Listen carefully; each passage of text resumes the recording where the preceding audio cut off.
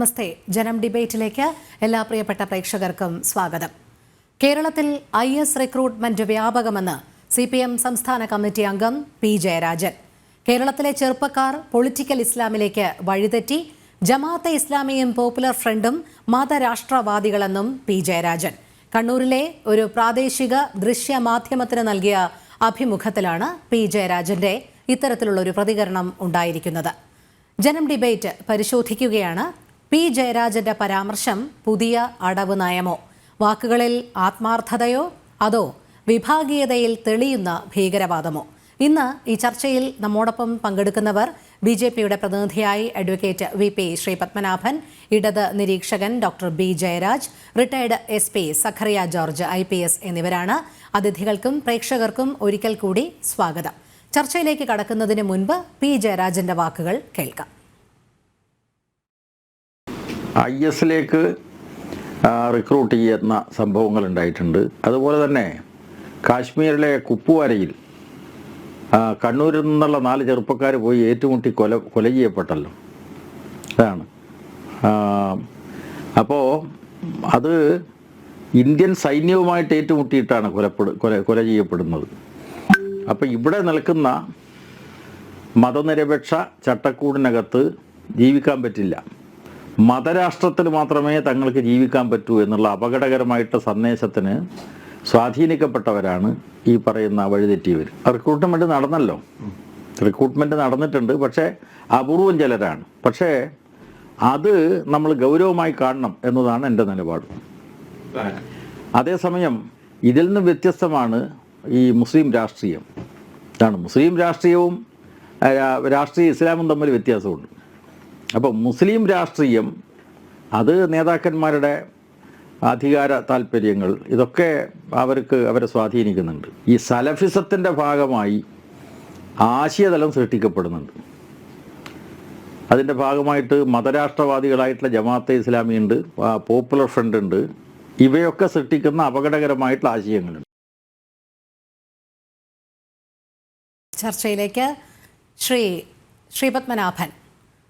കേരളത്തിൽ ഇസ്ലാമിക മത ഭീകരവാദം ഇല്ല എന്നുള്ള നിലപാടായിരുന്നു CPMന് ഇത്രയും നാളും. ഒരു മുതിർന്ന CPM നേതാവിൻ്റെ വാക്കുകളാണ് നമ്മളിപ്പോൾ കേട്ടത്. എന്താണ് ഇപ്പോഴത്തെ ഈ ഒരു നിലപാട് മാറ്റത്തിൻ്റെ യഥാർത്ഥ ഉദ്ദേശം? അതുതന്നെയാണ് ഞാനും ചിന്തിക്കുന്നത്. കാരണം നമുക്കറിയാം, കേരളത്തിലിപ്പോൾ CPMൻ്റെ അകത്തു നിന്നും CPMൻ്റെ കൂടെ സഞ്ചരിക്കുന്ന ആളുകളും എല്ലാവരും പത്രങ്ങളോടും മാധ്യമങ്ങളോടും ഒക്കെ പലതും വിളിച്ചു പറയുന്ന ഒരു കാലഘട്ടത്തിലൂടെയാണ് നമ്മൾ കടന്നു പോകുന്നത്. അപ്പോൾ സർക്കാരുമായി ബന്ധപ്പെട്ട, പ്രത്യേകിച്ച് ആഭ്യന്തര വകുപ്പുമായി ബന്ധപ്പെട്ട വിഷയങ്ങളാണ് ഇവർ പലരും വിളിച്ചു പറയുന്നത്. അപ്പോൾ ഇന്ന് ശ്രീ ജയരാജൻ്റെ പ്രസ്താവന കേട്ട നമുക്കറിയാം, ജയരാജൻ പറഞ്ഞത് 2 കാര്യമാണ്. ഒന്ന്, കേരളത്തിൽ IS റിക്രൂട്ട്മെൻറ്റ് വ്യാപകമായി നടക്കുന്നുണ്ട് എന്ന്. പക്ഷേ അതിനുവേണ്ടി അദ്ദേഹം പറഞ്ഞ ഉദാഹരണം കഴിഞ്ഞ ഒരു 10-15 വർഷം മുന്നേ, എൻ്റെ ഓർമ്മ ശരിയാണെങ്കിൽ 2009 കണ്ണൂരിൽ നിന്നും 4 പേര് കാശ്മീരിൽ പോയി പട്ടാളവുമായുള്ള ഏറ്റുമുട്ടലിൽ മരണപ്പെട്ട ഒരു സംഭവമാണ്. അതോടൊപ്പം തന്നെ ഈ മേഖലയിൽ നിന്നുള്ള ആളുകളാണ് ബാംഗ്ലൂർ സ്ഫോടനം നടത്തിയത്. അന്ന് ബാംഗ്ലൂർ സ്ഫോടനം നടത്തിയ അവിടെ ആ പരിസര പ്രദേശത്തു നിന്നും കിട്ടിയ ഒരു ബസ് ടിക്കറ്റോ മറ്റോ ആണ് തെളിവായത്. അപ്പോൾ അങ്ങനെയാണ് അതിൻ്റെ പിന്നിൽ മലയാളികളാണ് എന്നുള്ള സംഗതി പുറത്തു വന്നത്. അപ്പോൾ ഇത് പഴയ സംഗതിയുടെ പേരിൽ പുതിയതായിട്ടൊരു വിവാദം ഉണ്ടാക്കിയതാണോ? ഇനി അതല്ല, നിലവിൽ ഇവിടെ റിക്രൂട്ട്മെൻറ്റ് പുതിയതായി നടക്കുന്നതായിട്ട് ശ്രീ ജയരാജൻ അറിയോ എന്നുള്ളതാണ് നാം വ്യക്തമാക്കേണ്ടത്. ഒരു കാര്യം സത്യമാണ്, 2009 അവസ്ഥയല്ല ഇന്ന് ഇന്ത്യയിലുള്ളത്. 2009 ഇത്തരത്തിലുള്ള വിവരങ്ങൾ പുറത്തു വന്നിട്ടും കാര്യമായ നടപടിയൊന്നും കേന്ദ്ര സർക്കാരിൻ്റെ ഭാഗത്തുനിന്നോ സംസ്ഥാന സർക്കാരിൻ്റെ ഭാഗത്തുനിന്നോ ഉണ്ടായിട്ടില്ല. പക്ഷേ ഇന്നിപ്പോൾ നമുക്കറിയാം, പോപ്പുലർ ഫ്രണ്ടിനെ നിരോധിച്ചു. പോപ്പുലർ ഫ്രണ്ടിൻ്റെ നേതാക്കന്മാരിൽ പ്രമുഖരൊക്കെ ജയിലിലാണ്. അതോടൊപ്പം തന്നെ അത്തരത്തിലുള്ള പ്രവർത്തനം നടത്തുന്ന ആൾക്കാർക്കെതിരെ അതിശക്തമായ നടപടി നടക്കുന്നുണ്ട്. പക്ഷേ ജയരാജൻ പറഞ്ഞ ഒരു കാര്യമുണ്ട്, അത് ഈ ജമാഅത്ത് ഇസ്ലാമിയെ പറ്റിയാണ്. ഇവിടെ വളരെ മാന്യന്മാരായി നടക്കുന്ന ഒരു വിഭാഗമാണ് ജമാഅത്ത് ഇസ്ലാമി. സത്യത്തിൽ ഇവരുടെ പറ്റിയിട്ട് ആൾക്കാർക്ക് ശരിക്കും മനസ്സിലാവാത്തത് കൊണ്ടാണ്. കാരണം ജമാഅത്ത് ഇസ്ലാമി എന്ന് പറയുന്ന സംഘടന ഒരു ദേശീയ സംഘടനയല്ല, ഇതൊരു അന്തർദേശീയ സംഘടനയാണ്. ഒരു നേതാവ് ആരംഭിച്ച ഒരു അന്തർദേശീയ സംഘടനയാണ്. ആ സംഘടനയുടെ എന്താ പറയുക കീഴിലുള്ളവരാണ് ബംഗ്ലാദേശി ജമാഅത്ത് ഇസ്ലാമിയും. ഈ ബംഗ്ലാദേശി ജമാഅത്ത് ഇസ്ലാമി അവിടെ കാട്ടിക്കൂട്ടിയത് എന്താണെന്ന് നമുക്കറിയാലോ. മാത്രവുമല്ല, കാശ്മീർ തീവ്രവാദത്തിൻ്റെ പിറകിലും അവിടുത്തെ ജമാഅത്ത് ഇസ്ലാമി ഉണ്ട്. കൗതുകകരമായ ഒരു കാര്യം, കാശ്മീരിലെ ജമാഅത്ത് ഇസ്ലാമി ഇന്ത്യയിലെ ജമാഅത്ത് ഇസ്ലാമിൻ്റെ കീഴിലല്ല. അവർ കാശ്മീരിലെ ഒരു സ്വതന്ത്ര രാജ്യമായി കണക്കാക്കുന്നത് കൊണ്ട് അവർ ജമ്മു കാശ്മീരിന് സ്വതന്ത്ര ജമാഅത്ത് ഇസ്ലാമിയുടെ യൂണിറ്റാണ്. ഇന്ത്യയിലെ യൂണിറ്റുമായി ബന്ധമില്ല. ഇന്ത്യയിലെ മറ്റ് ഘടകങ്ങളൊക്കെ അഖിലേന്ത്യാ തലത്തിൽ ബന്ധപ്പെട്ടതാണ്. പക്ഷേ കാശ്മീർ അങ്ങനെ ബന്ധപ്പെടാത്ത, പണ്ടേ അങ്ങനെയാണ്. അപ്പോൾ ഇവരുടെ അജണ്ട വളരെ കൃത്യമാണ്. അമുസ്ലിങ്ങളെ നശിപ്പിക്കുക എന്നുള്ളത് തന്നെയാണ് ഈ കൂട്ടരുടെയൊക്കെ തന്നെ ലക്ഷ്യം. ആ കാര്യത്തിൽ ജയരാജൻ പറഞ്ഞത് കറക്റ്റാണ്. ജമാഅത്ത് ഇസ്ലാമിയുടെ പങ്ക് വളരെ അപകടകരമാണെന്നുള്ള കാര്യം. മറ്റൊരു സംഗതി നമ്മൾ മനസ്സിലാക്കേണ്ടത്, ഇപ്പോൾ ഇങ്ങനെ ഒരു പ്രസ്താവന നടത്തിയത് യഥാർത്ഥത്തിൽ ഇപ്പോൾ ജയരാജൻ അറിയുന്ന രീതിയിൽ അല്ലെ മനസ്സിലാക്കുന്ന രീതിയിൽ IS റിക്രൂട്ട്മെൻറ്റുമായി ബന്ധപ്പെട്ട പ്രവർത്തനങ്ങൾ കേരളത്തിൽ നടക്കുന്നുണ്ടെങ്കിൽ അദ്ദേഹം അത് കൃത്യമായി ഏജൻസികളെ, സർക്കാർ രഹസ്യാന്വേഷണ ഏജൻസിയെയും പോലീസിനെയും സംവിധാനങ്ങളെയൊക്കെ അറിയിക്കണമെന്നാണ് നമുക്ക് പറയാനുള്ളത്. അതല്ല പഴയ കാര്യത്തിൻ്റെ പേരിൽ ഇപ്പോൾ ഈ തുറന്നു പറച്ചിലും ഒക്കെ ആഭ്യന്തര വകുപ്പുമായി ബന്ധപ്പെട്ട പല കാര്യങ്ങളും പറഞ്ഞിട്ട് ശ്രദ്ധ ആകർഷിക്കുക എന്നുള്ളൊരു നടപടിയാണെങ്കിൽ ഇത്തരത്തിലുള്ള വിഷയങ്ങളെ അതിനു വേണ്ടി ഉപയോഗിക്കരുത് എന്നാണ് ബഹുമാനപ്പെട്ട ജയരാജനോട് നമുക്ക് പറയാനുള്ളത്. അതെ, ശ്രീ ബി ജയരാജ്, ഇവിടെ ജയരാജന്റെ വാക്കുകളിൽ, പി ജയരാജന്റെ വാക്കുകളിൽ ആത്മാർത്ഥതയാണോ അതോ മറ്റെന്തെങ്കിലും രാഷ്ട്രീയ ലക്ഷ്യം തന്നെയാണോ? കാരണം നേരത്തെ ശ്രീ പത്മനാഭൻ ചൂണ്ടിക്കാട്ടിയതുപോലെ പുതുതായി എന്തെങ്കിലും നടക്കുന്നു എന്നുള്ളതിൻ്റെ അറിവിൻ്റെ അടിസ്ഥാനത്തിലാണോ അതോ പഴയ കാര്യങ്ങൾ കുത്തിപ്പൊക്കി ഒരു രാഷ്ട്രീയ ലാഭം കൊയ്യുന്നതിന് വേണ്ടിയാണോ? എന്തായാലും ഗൗരവതരം തന്നെയാണ് പരാമർശം.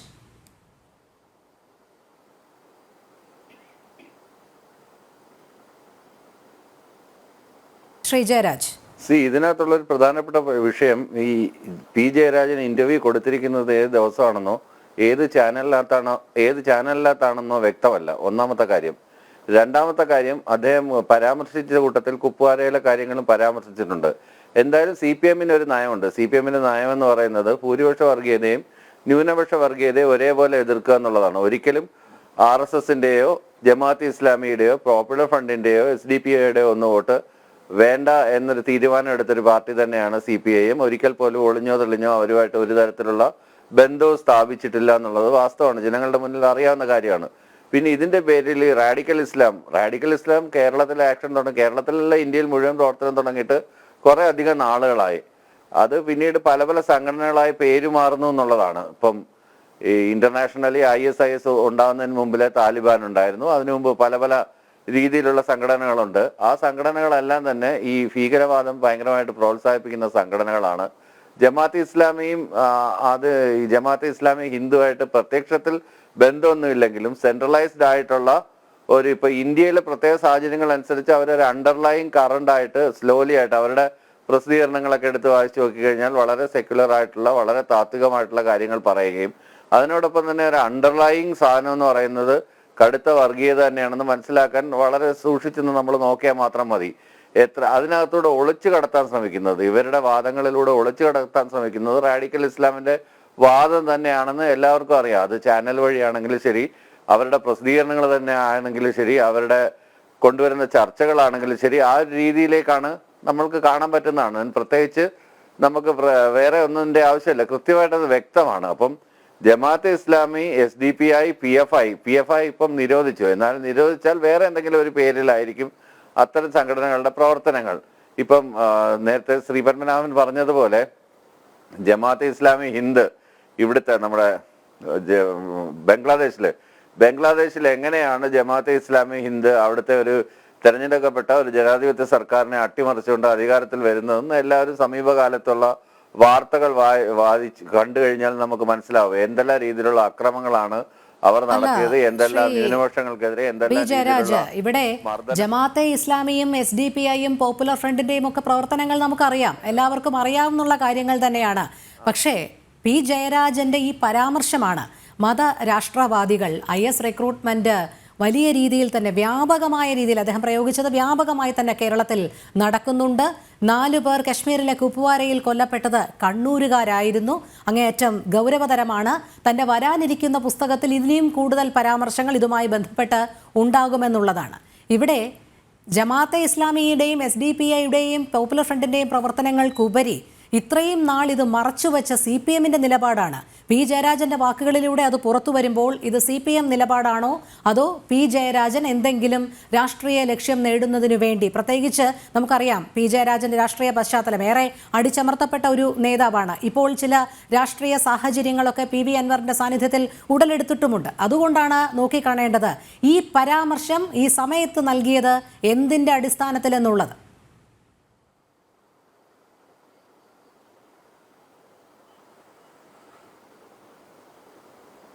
പി ജയരാജന്റെ രാഷ്ട്രീയ പശ്ചാത്തലം നമ്മൾ പരിശോധിക്കുകയാണെങ്കിൽ ഇതുപോലൊരു ഓണക്കാലത്താണ് പി ജയരാജനെ RSSകാർ അതിക്രൂരമായി കൊലപ്പെടുത്താൻ ശ്രമിച്ചതെന്ന് നമുക്ക് കാണാനായിട്ട് കഴിയും. പി ജയരാജൻ എപ്പോഴും കറക്റ്റായിട്ടുള്ള സ്റ്റാൻഡ് തന്നെ എടുക്കുന്ന ഒരാളാണ്. ആരും പി ജയരാജനെ അടിച്ചമർത്താനൊന്നും ശ്രമിച്ചിട്ടൊന്നുമില്ല.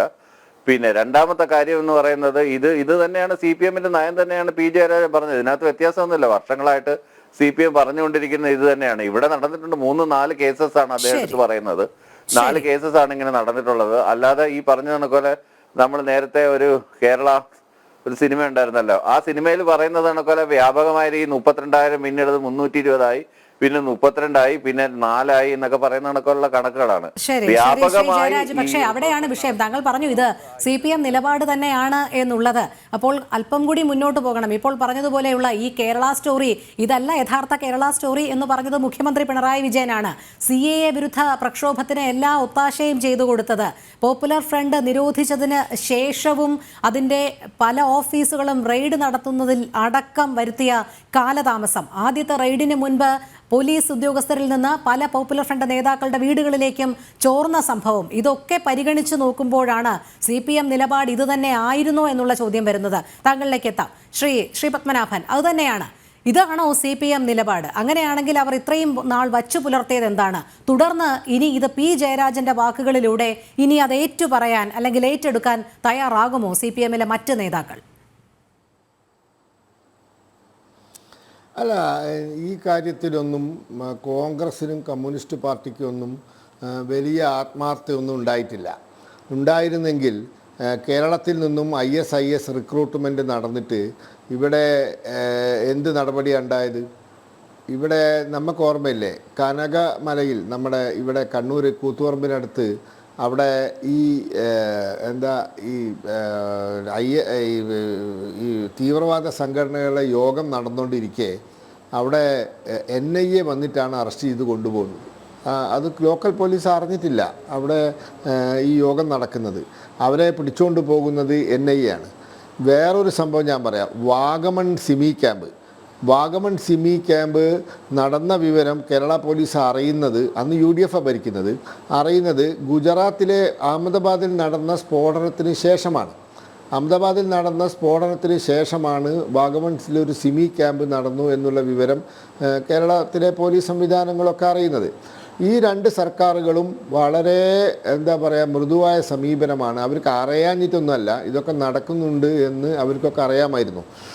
കേരളത്തിൽ വ്യാപകമായി IS റിക്രൂട്ട്മെൻറ്റ് നടക്കുന്നുണ്ട്. അഫ്ഗാനിസ്ഥാനിലേക്കും സിറിയയിലേക്കും ഇറാഖിലേക്കൊക്കെ ആടുമേക്കാൻ ആൾ പോകുന്നുണ്ട് എന്നൊക്കെ ഈ പറഞ്ഞ പോലെ വിരലെണ്ണാവുന്ന ആളുകളൊന്നല്ല അവിടെ പോയത്. നിരവധി ആളുകൾ അവിടെ പോയി മരണപ്പെട്ടിട്ടുണ്ട്. കാസർഗോഡ് പടന്നയിൽ നിന്നും 2 കുടുംബം ഒന്നായിട്ട് അപ്രത്യക്ഷമായിട്ടുണ്ട്. ഭാര്യ, ഭർത്താവ്, കുട്ടികൾ ഒന്നായിട്ട് അങ്ങനെ 2 കുടുംബം അപ്രത്യക്ഷമായിട്ടുണ്ട്. പിന്നെ മറ്റു മതത്തിൽപ്പെട്ട പെൺകുട്ടികളെ വിവാഹം കഴിച്ച് അവരെ ISISലേക്ക് റിക്രൂട്ട് ചെയ്ത് ഈ പറഞ്ഞ പോലെ അഫ്ഗാനിസ്ഥാനിലൊക്കെ പോയി അവരൊക്കെ പലരും കൊല്ലപ്പെട്ടിട്ടുണ്ട്, പലരും അവിടെ ജയിലിൽ കിടക്കുകയാണ്. അപ്പോൾ ഇത് വ്യാപകമായി നടന്നിട്ടുണ്ട്. അതിനൊന്നും ഒരു മൃദു സമീപനമാണ് എടുത്തത്. പക്ഷേ കേന്ദ്രത്തിൽ ഒരു ഭരണമാറ്റം ഉണ്ടായതിന് ശേഷം അത് വളരെ കർശനമായ നിരീക്ഷണം നടത്തുകയും പലതരത്തിലുള്ള നടപടികൾ ഉണ്ടാവുകയും അവസാനം പോപ്പുലർ ഫ്രണ്ടിനെ നിരോധിക്കുകയുണ്ടായി. ഇവിടെ ഈ താങ്കൾ പറഞ്ഞ CIA സമരവുമായി ബന്ധപ്പെട്ടൊരു വിഷയമുണ്ട്. ഞാൻ ഈ CIA സമരം ഏറ്റവും ശക്തമായി നടന്ന ഒരു സ്ഥലമാണ് കോഴിക്കോട്. ഈ കോഴിക്കോട്ടെ CIA സമരത്തിൽ പിണറായി വിജയൻ 2 പൊതുസമ്മേളനങ്ങളെയാണ് കോഴിക്കോട് കടപ്പുറത്ത് അഭിസംബോധന ചെയ്തത് ഈ CIA ബന്ധപ്പെട്ടിട്ട്. ഒന്ന് CPM തന്നെ നേരിട്ട് നടത്തിയത്, ഒന്ന് സമാന ചിന്താഗതിക്കാരായ സംഘടനകൾ എന്ന പേരിലാണ് നടത്തിയത്, ഒരു സമിതി എന്ന പേരിൽ. ആ ജാഥയ്ക്കൊക്കെ വന്ന ആൾക്കാർ വിളിച്ച മുദ്രാവാക്യം അത്യന്തം പ്രകോപനപരമായ മുദ്രാവാക്യമാണ്. അതിൻ്റെയൊക്കെ വീഡിയോ ഒക്കെ നമ്മുടെ കൈവശമുണ്ട്. അതായത് 21-ലെ കത്തി അറബിക്കടലിൽ എറിഞ്ഞിട്ടില്ല എന്ന് പറഞ്ഞു. ആ രീതിയിലുള്ള പ്രകോപനപരമായ മുദ്രാവാക്യമൊക്കെ വിളിച്ചിട്ടാണ് അവിടെ ജാഥ നടത്തിയത്. അതൊക്കെ ഇവിടെ കേരളത്തിൽ സംഭവിച്ചിട്ടുണ്ട്. അപ്പോൾ ഈ കാര്യത്തിനോടൊക്കെ 2 മുന്നണി, ഇടതു മുന്നണിയും അതെ വലതു മുന്നണിയും അതെ മൃദു സമീപനമാണ് കൈക്കൊണ്ടത്. പിന്നെ ഈ വിഷയത്തിൽ കോൺഗ്രസിൻ്റെ മൃദു സമീപനമാണ് CPMൻ്റെ മൃദു സമീപനത്തെക്കാൾ അപകടകരം. കാരണം കോൺഗ്രസ് ഒരു സമീപനം എടുക്കുമ്പോൾ അത് അഖിലേന്ത്യാ തലത്തിൽ അതിന് പ്രതിഫലനം ഉണ്ടാവും. CPM ഒരു നിലപാടെടുത്താൽ കേരളത്തിൽ മാത്രമേ അതിൻ്റെ ചലനങ്ങൾ ഉണ്ടാവുള്ളൂ. പക്ഷേ കോൺഗ്രസ് ഒരു സമീപനം എടുക്കുമ്പോൾ അത് അഖിലേന്ത്യാ അടിസ്ഥാനത്തിൽ ചലനങ്ങളുണ്ടാവും. അഖിലേന്ത്യാ അടിസ്ഥാനത്തിൽ തന്നെ പ്രതിപക്ഷത്തിന് നേതൃത്വം കൊടുക്കുന്ന പാർട്ടി എടുത്ത മൃദു സമീപനം വളരെ അപകടകരമായ ഒരു സമീപനമായിരുന്നു. പക്ഷേ ഇന്നിപ്പോൾ സാഹചര്യമൊക്കെ മാറിയിട്ടുണ്ട്. പക്ഷേ എങ്കിലും പല സ്ഥലത്തും പല പ്രശ്നങ്ങളും നടക്കുന്നുണ്ടാവും. സ്വാഭാവികമായിട്ടും ഇവരൊന്നും അങ്ങനെ ഈ പണി നിർത്തിപ്പോകുന്ന ആൾക്കാരല്ലല്ലോ. കാരണം ഇത് ഒരു തരം ബ്രെയിൻ വാഷിംഗ് നടന്നതിന് ശേഷം ചെയ്യുന്ന പ്രവൃത്തിയാണല്ലോ. അപ്പോൾ അതുകൊണ്ട് ഇവർ തീവ്രവാദികളാണ്. ഇവർ വർഗീയവാദികൾ എന്നൊന്ന് വിളിച്ച് ഓമന പേരിട്ട് വിളിക്കരുത്. ഇവർ തീവ്രവാദികളാണ്, രാജ്യദ്രോഹ ശക്തികളാണ്. ഇവർക്കെതിരെ എടുക്കേണ്ട നിലപാട് രാഷ്ട്രീയ നിലപാട് മാത്രമല്ല, നിയമപരമായ നിലപാടും അതോടൊപ്പം തന്നെ പിന്നെ ക്രിമിനൽ നിയമ ഈ സംവിധാനങ്ങൾ ഉപയോഗിച്ചിട്ടുള്ള നടപടികളുമാണ് ഈ തരത്തിലുള്ള ആളുകൾക്കെതിരെ വേണ്ടത്. ശരി, ശ്രീ സഖറിയ ജോർജ്, കഴിഞ്ഞ 14-ാം തീയതി ശനിയാഴ്ച, സെപ്റ്റംബർ 14-ാം തീയതി ശനിയാഴ്ച പി ജയരാജൻ ഒരു പ്രാദേശിക മാധ്യമത്തിന് നൽകിയ ഇന്റർവ്യൂവിലാണ് ഇത്തരം കാര്യങ്ങൾ പരാമർശിക്കുന്നത്. അതായത് കേരളത്തിൽ IS റിക്രൂട്ട്മെന്റ് വ്യാപകമാണ്. കണ്ണൂരിലുള്ള 4 പേരാണ് കശ്മീരിലെ കുപ്വാരയിൽ സൈനികരുടെ വെടിയേറ്റ് മരിച്ചത്. എന്തായാലും വളരെ ഗൗരവതരമായ സാഹചര്യം തന്നെയാണ്. കൂടുതൽ തുറന്നു പറച്ചിലുകൾ തന്റെ പുതിയ പുസ്തകത്തിൽ ഉണ്ടാകും എന്നും പി ജയരാജ് പറഞ്ഞു വയ്ക്കുന്നു. CPMന്റെ നിലപാട് ഇക്കാര്യത്തിൽ എങ്ങനെയായിരുന്നു എന്നുള്ളത് മുൻകാല ചരിത്രം പരിശോധിച്ചാൽ മതിയാകും. കേരളത്തിൽ ലവ് ജിഹാദ് ഇല്ല, IS റിക്രൂട്ട്മെന്റുകൾ നടക്കുന്നില്ല, ഇസ്ലാമിക ഭീകരത ഇല്ല എന്നുള്ള പരാമർശം മാത്രമായിരുന്നു CPM നടത്തിക്കൊണ്ടിരുന്നത്. ഇപ്പോൾ CPMന്റെ തന്നെ ഒരു മുതിർന്ന നേതാവ് പി ജയരാജന്റെ ഭാഗത്തു നിന്നാണ് ഇത്തരത്തിൽ IS റിക്രൂട്ട്മെന്റ് വ്യാപകമാണ് എന്നുള്ള രീതിയിലുള്ള പരാമർശം വന്നിരിക്കുന്നത്. താങ്കൾ ഇതിനെ എങ്ങനെയാണ് കാണുന്നത്? ഇത് രാഷ്ട്രീയമായി എന്തെങ്കിലും രാഷ്ട്രീയ ലാഭേച്ഛ മാത്രം മുൻകരുതിക്കൊണ്ട് ഉള്ള ഒരു പരാമർശമാണോ, അതോ യഥാർത്ഥ വസ്തുതകൾ അംഗീകരിച്ചുകൊണ്ട് തന്നെ പെട്ടെന്ന് പി ജയരാജന്റെ വാക്കുകളിലൂടെ അത് പുറത്തേക്ക് വന്നതാണ്? ഈ പറയുന്ന തീവ്രവാദം അല്ലെങ്കിൽ മതതീവ്രവാദം ഇന്നോ ഇന്നലെയോ തുടങ്ങിയതല്ല. ഇതിന് വർഷങ്ങളായുള്ള കഥകളുണ്ട്. നമുക്കറിയാം, ബേപ്പൂരിന് മുമ്പ് മാറാട് നടന്നു, മാറാട് 1 and 2. അത് കഴിഞ്ഞ് ബേപ്പൂർ ബോട്ട് സ്ഫോടനം നടന്നു, കോഴിക്കോട് മൊഫീസൽ സ്റ്റാൻഡ് നടന്നു. അത് കഴിഞ്ഞതിന് ശേഷം നമുക്ക് അറിയാം പാനായിക്കുളമുണ്ട്, അതുപോലെ തന്നെ എടക്കാടുണ്ട്. എടക്കാട് നിന്ന് ആൾക്കാർ പോയി ജമ്മു കാശ്മീരിൽ പോയി വെടിയേറ്റ് മരിച്ചു. വാഗമണ്ണുണ്ട്. ഇതുപോലുള്ള കേസുകളെടുത്ത ഇഷ്ടംപോലെ സംഭവങ്ങളും അതുപോലെ തന്നെ ഇങ്ങനെ നോട്ടീസ് ചെയ്യാത്തതും ആയ കാര്യങ്ങളൊക്കെ പോയിട്ടുണ്ട്. കാര്യം പലപ്പോഴും കാടുകളൊക്കെ ചേർന്ന് ഉള്ള പ്രദേശത്ത് പോയി ചെയ്താൽ നമുക്ക് പോലീസിന് ലോക്കൽ ഇൻ്റലിജൻസ് കിട്ടാതെ കാര്യങ്ങൾ ചെയ്യാനായിട്ട് പറ്റില്ല. പക്ഷേ ഇതൊരു റിയാലിറ്റിയാണ്. ഇതിങ്ങനെ ഇവിടെ നടക്കുന്നുണ്ട്. മതതീവ്രവാദം മിക്കവാറും എല്ലാ മതങ്ങളിലും അല്പസ്വല്പമൊക്കെ ഉണ്ടെന്നുള്ള കാര്യം സത്യവുമാണ്. പക്ഷെ എന്തിനാണ് ഇങ്ങനൊരു കാര്യം ചെയ്യുന്നത്? നമ്മളിപ്പം കനകക്കുന്ന് കൊട്ടാരത്തിലേക്ക് നോക്കിക്കഴിഞ്ഞാൽ അവിടെ ജാതി മതഭേദമന്യേ എല്ലാവരും ഓണം ആഘോഷിക്കുവാണ്. അവിടെ യഥാർത്ഥ മതമൈത്രി ഉണ്ട്, മനുഷ്യനെല്ലാം സ്നേഹത്തോടെ കഴിയും. അപ്പോൾ അങ്ങനെ നമുക്ക് സ്നേഹത്തോടെ കഴിയാൻ പറ്റുന്ന ഒരു സാഹചര്യമുള്ള ഒരു രാജ്യത്ത് എന്തിന് നമ്മൾ എക്സ്ട്രീമിസ്റ്റ് ചിന്തകളിലോട്ട് പോയി? ഏതെങ്കിലും ലോകത്ത് എവിടെയെങ്കിലും തെറ്റായ ചിന്തകളുണ്ടെങ്കിൽ ആ ചിന്തകളെ നമ്മുടെ നാട്ടിലേക്ക് പ്ലക്ക് ചെയ്ത് ഇവിടെ ട്രാൻസ്പ്ലാന്റ് ചെയ്യുന്നു. എന്തിനാണ് ഇതിൻ്റെ കൊണ്ട്? ആർക്ക് ഗുണം? കുറച്ച് നേതാക്കന്മാർക്കൊക്കെ ആൾ കളിക്കാമായിരിക്കും, അതിനപ്പുറത്തോട്ട് വേറെ കാര്യമില്ല. പിന്നെ ഈ പറഞ്ഞ കാര്യത്തിനകത്ത് നേരത്തെയുള്ള കാര്യമാണ്. ഇപ്പം PFIയുടെ റെയ്ഡുകളൊക്കെ നടന്നപ്പോഴൊന്നും ഈ പറഞ്ഞ പൊളിറ്റിക്കൽ ലീഡർ അതിനെപ്പറ്റി ഒന്നും കമന്റ് ചെയ്ത് നമ്മൾ കണ്ടില്ല. അപ്പോൾ ഒരു പ്രത്യേക പീരീഡ് കഴിയുമ്പോൾ രണ്ട് കാര്യമായിരിക്കും. ഒന്നുകിൽ നിലവിൽ നടക്കുന്ന, നമുക്ക് പൊളിറ്റിക്സ് പഠിക്കുന്നവർക്ക് എല്ലാവർക്കും അറിയാം, നിലവിൽ നിൽക്കുന്ന ഏതെങ്കിലും ഒരു ഇഷ്യൂ ഡൈവേർട്ട് ചെയ്യാൻ അടുത്ത ഒരു മേജർ ഇഷ്യൂ എടുത്തിടും, അല്ലെങ്കിൽ ശ്രദ്ധിക്കപ്പെടാൻ വേണ്ടിയിട്ട് എന്തെങ്കിലും എടുത്തു പറയും. കാര്യം ഇതൊന്നും ഒരു കാര്യമൊന്നുമല്ല. കാരണം ഇന്റേണൽ സെക്യൂരിറ്റി വിങ് ഉണ്ടാക്കി SP, അതുപോലെ എല്ലാ സ്പെഷ്യൽ ബ്രാഞ്ച് CIDയിലും ഇതുപോലെ ഓരോ കമ്മ്യൂണൽ സെല്ല് കാര്യങ്ങളെല്ലാം ഉണ്ടാക്കിയിട്ടുണ്ട്. ഇന്റലിജൻസ് ആസ്ഥാനത്ത് പിന്നെ ഒരു DYSP ഉണ്ട്, കമ്മ്യൂണൽ സെൽ, ഇതെല്ലാം ഇവിടെ പ്രവർത്തിക്കുന്നുണ്ട്. അപ്പോൾ അവിടെയൊക്കെ ഈ കാര്യങ്ങൾ നടക്കുന്നുണ്ട്. ഇതിന് സീരിയസ് ആയിട്ടുള്ള ഇതിലെ ഇന്റലിജൻസിനെ കൂടുതലും പൊളിറ്റിക്കൽ ഇന്റലിജൻസിന് വേണ്ടിയിട്ട്, അതിപ്പം ഈ LDF അല്ലെങ്കിൽ UDF ഒന്നും അല്ല, ഇവർ ആരും വരുമ്പോഴും ഇതൊക്കെ തന്നെയാണ് ഇവർ ഈ ഇന്റലിജൻസിനെയൊക്കെ ഉപയോഗിക്കുന്നത്. നമ്മുടെ രാജ്യത്തിന് വേണ്ടിയിട്ട് ഇന്റലിജൻസിനെ ഉപയോഗിക്കുമ്പോഴാണ് നമുക്ക് ജീവിക്കാൻ അവസരം തന്ന മാതൃരാജ്യത്തോട് നമ്മൾ സ്നേഹം കാണിച്ചുകൊണ്ട് ഇവിടെ എല്ലാവരും സന്തോഷമായിട്ട് ജീവിക്കാൻ പറ്റുന്ന ഒരു സ്ഥിതിവിശേഷവും, അതുപോലെ തന്നെ മതവിശ്വാസികൾക്ക് മതത്തിൽ വിശ്വസിക്കാനും, അവിശ്വാസികളുണ്ട് അവർക്കും അങ്ങനെ ജീവിക്കാൻ പറ്റുന്ന ഒരു സാഹചര്യം ഉണ്ടാകട്ടെ. അത് അങ്ങോട്ടും ഇങ്ങോട്ടും കലഹിച്ചും വെട്ടിക്കൊന്നും ബോംബ് പൊട്ടിച്ചും കുത്തിക്കൊന്നും ഒന്നും അവസാനിപ്പിക്കേണ്ട ജീവിതമല്ല മനുഷ്യന്റെ ജീവിതം. അത് യഥാർത്ഥത്തിൽ നല്ല അർത്ഥത്തിൽ ജീവിച്ച് ആസ്വദിച്ചു പോകാനുള്ളതാണ് ജീവിതം എന്നുള്ളത് നമ്മൾ ചെറിയ ക്ലാസ്സിലൊക്കെ പഠിക്കുന്നുണ്ട്. പക്ഷെ വലിയ ക്ലാസ്സിലോട്ടും മനുഷ്യൻ ഉയർന്നു വരുമ്പോഴുമാണ് വർഗീയതയുടെ ഭാഗവും പിന്നെ രാഷ്ട്രീയ തീവ്രതയിലോട്ടൊക്കെ മനുഷ്യൻ പോകുന്നത്. കൊച്ചുകുട്ടികളെല്ലാം നിഷ്കളങ്കരായി. ഇപ്പം നാളെ ഏതെങ്കിലും ഒരു സ്കൂളിൽ ക്ലാസ് തുടങ്ങുന്ന, ഇപ്പം ഓണം കഴിഞ്ഞിട്ട് തുടങ്ങുമ്പോൾ അവിടെ ചെല്ലുക, കുട്ടികളെല്ലാം നിഷ്കളങ്കരാണ്. അവർക്ക് ജാതിയും മതവും ഒന്നും അവർക്ക് വലിയ വേർതിരിവൊന്നുമില്ല. അല്ലെങ്കിൽ മതനേതാക്കന്മാര് വർഗീയ വിഷം കുത്തിവെക്കുന്ന ആ പ്രദേശത്ത് മാത്രമേ ഉള്ളൂ വർഗീയതയ്ക്ക് സ്ഥാനമുണ്ടെന്നുള്ളതാണ് എൻ്റെ വിശ്വാസം. ശരി, ഡോക്ടർ B. ജയരാജ്, താങ്കൾ നേരത്തെ സൂചിപ്പിക്കുകയുണ്ടായി ഇത് ഏത് ദിവസം നടത്തിയ അഭിമുഖമാണ് എന്നറിയില്ല എന്ന്. 2 ദിവസം മുൻപാണ് ഈ അഭിമുഖം നടത്തിയിരിക്കുന്നത്. അതുകൊണ്ട് തന്നെ അപ്പോൾ വാക്കുകൾക്ക് ഏറെ പ്രസക്തിയുണ്ട്.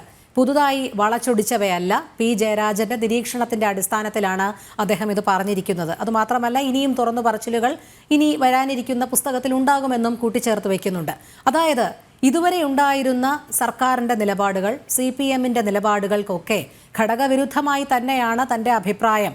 കേരളത്തിൽ മത തീവ്രവാദമുണ്ട്, SDPIയും ജമാഅത്തെ ഇസ്ലാമിയും ഒക്കെ മതരാഷ്ട്രവാദികളാണ്, അവരെ എതിർക്കേണ്ടതുണ്ട് എന്ന് ജയരാജ് പറഞ്ഞു വയ്ക്കുക തന്നെയാണ്. അപ്പോൾ ആ വാക്കുകളിൽ ആത്മാർത്ഥതയുണ്ടോ എന്നുള്ള സംശയമാണ്.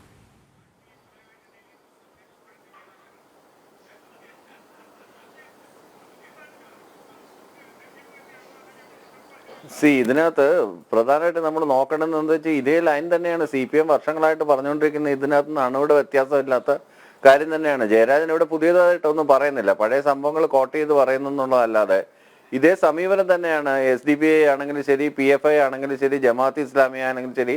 റാഡിക്കൽ ഇസ്ലാമിന്റെ വോട്ട് വേണ്ടെന്നും റാഡിക്കൽ ഇസ്ലാമുമായിട്ട് യാതൊരു ചങ്ങാത്തത്തിനും തയ്യാറല്ലെന്നും ഭൂരിപക്ഷ വർഗീയതയും ന്യൂനപക്ഷ വർഗീയതയും ഒരേപോലെ എതിർക്കപ്പെടേണ്ടതാണെന്നുള്ള സമീപനം തന്നെയാണ് CPMന്റെ നിലപാട്. പിന്നെ അതിനകത്ത് വെള്ളം ചേർത്തിട്ടുണ്ടോ എന്ന് ചോദിച്ചു കഴിഞ്ഞാൽ അങ്ങനെ വെള്ളം ചേർത്തിട്ടുള്ളതായിട്ട് ഇലക്ട്രൽ ഗെയിൻസിന് വേണ്ടി ഉപയോഗിച്ചിട്ടുള്ളത് കോൺഗ്രസ് ആണ്. അതിന്റെ റിസൾട്ട് അറിയണമെന്നുണ്ടെങ്കിൽ നമ്മൾ തീർച്ചയായിട്ടും കഴിഞ്ഞ ഈ SDPI CPM ബാന്ധവം പത്തനംതിട്ട കോട്ടാങ്ങൽ പഞ്ചായത്തിലാകാം. കോൺഗ്രസ് ആണ് അത് ചെയ്തിരിക്കുന്നത്.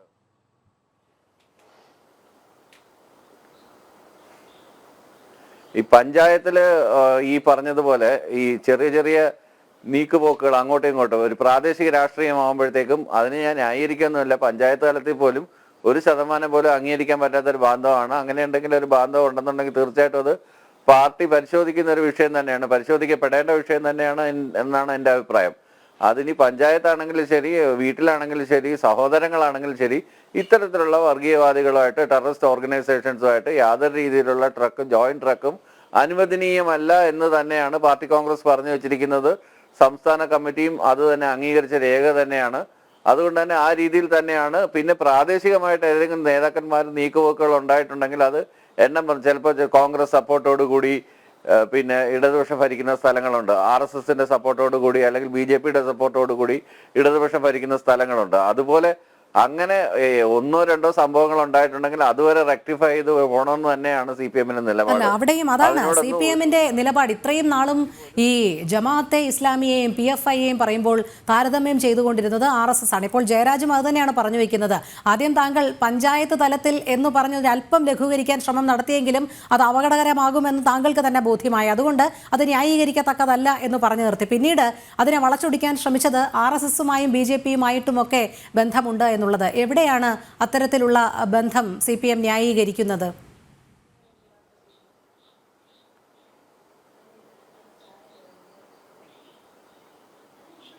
ഒരു സ്ഥലത്തും, അതായത് ഞാൻ ആദ്യം തൊട്ടേ പറയുന്ന ഒരു കാര്യമാണ്, ഭൂരിപക്ഷ വർഗീയതയെ ന്യായീകരിക്കുന്നില്ല, ന്യൂനപക്ഷ വർഗീയതയെ ന്യായീകരിക്കുന്നില്ല. ഭൂരിപക്ഷ വർഗീയതയും ന്യൂനപക്ഷ വർഗീയതയും പരസ്പരം ശക്തിപ്പെടുത്തുന്നു എന്ന് EMS പറഞ്ഞിട്ടുണ്ട് വളരെ കൃത്യമായിട്ട്. എങ്ങനെയാണ് ഭൂരിപക്ഷ വർഗീയത ന്യൂനപക്ഷങ്ങളിൽ അരക്ഷിതാവസ്ഥ ഉണ്ടാക്കുന്നതെന്നും എങ്ങനെയാണ് ന്യൂനപക്ഷ വർഗീയത ഉണ്ടാവുന്നതെന്നും ന്യൂനപക്ഷ വർഗീയത എങ്ങനെയാണ് ഭൂരിപക്ഷ വർഗീയതയെ അമാസ് ചെയ്യുന്നതെന്നും എങ്ങനെയാണ് അമാൽഗമേറ്റ് ചെയ്യുന്നതെന്നും വളരെ കൃത്യമായിട്ട് തന്നെ താത്വികമായിട്ട് തന്നെ വിലയിരുത്തിയിട്ടുണ്ട്. അത് കൃത്യമായിട്ട് പാർട്ടി കോൺഗ്രസുകൾ അംഗീകരിച്ച കാര്യം തന്നെയാണ്.